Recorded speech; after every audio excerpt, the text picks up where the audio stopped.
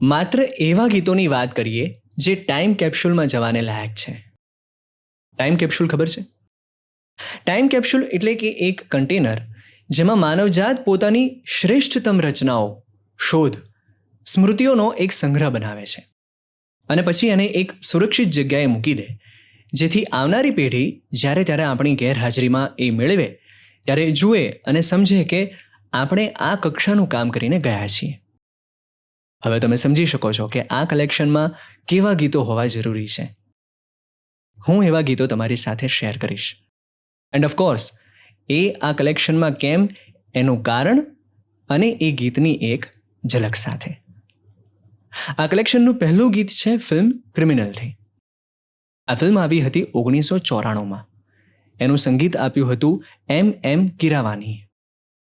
આ એમ કીરાવાની એટલે એ જ જેણે બાહુબલીનું સંગીત આપ્યું છે. હા, એ આટલા વર્ષોથી કામ કરે છે, બોલો. આ ગીતના લિરિસિસ્ટ હતા ઇન્દિવર અને ગાયું છે કુમાર સાનુએ. આ ગીત મેં એટલા માટે લીધું છે કારણ કે આજકાલ આપણે જે ફિલ્મ અને સિરીઝ જોઈએ છીએ એમાં ઇન્ડિયન મેલને માચો અથવા મેનલી બતાવવા માટે ગાળો, હિંસા અને અનૈતિક સંબંધોનો વેશ પહેરાવવામાં આવે છે. તો સામે પક્ષે એવા એક્ઝામ્પલની વાત કરવી પડે ને કે જ્યારે આવી કોઈ જ ટોક્સિસિટી વગર, કોઈ ભપકાદાર કોસ્ચ્યુમ્સ કે સેટ વગર નાગાર્જુને પોતાની સિમ્પલ છતાં ડેશિંગ પર્સનાલિટીથી અને કુમાર સાનુએ પોતાના અવાજથી એક આઈડિયલ આલ્ફા મેલ એનર્જી ઊભી કરી હતી. એ હૂંફ ઊભી કરી હતી જે કોઈ પણ છોકરી પોતાના સાથી પાસેથી ઝંખતી હોય છે, અને એ પણ સુંદર શબ્દો સાથે. ના હો તું દાસ તેરે પાસ પાસ મેં રહૂંગા જિંદગી ભર. ना हो तू दास तेरे पास पास मैं रहूंगा जिंदगी भर.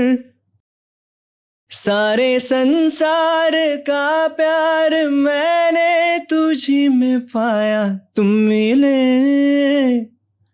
दिल खिले और जीने को क्या चाहिए.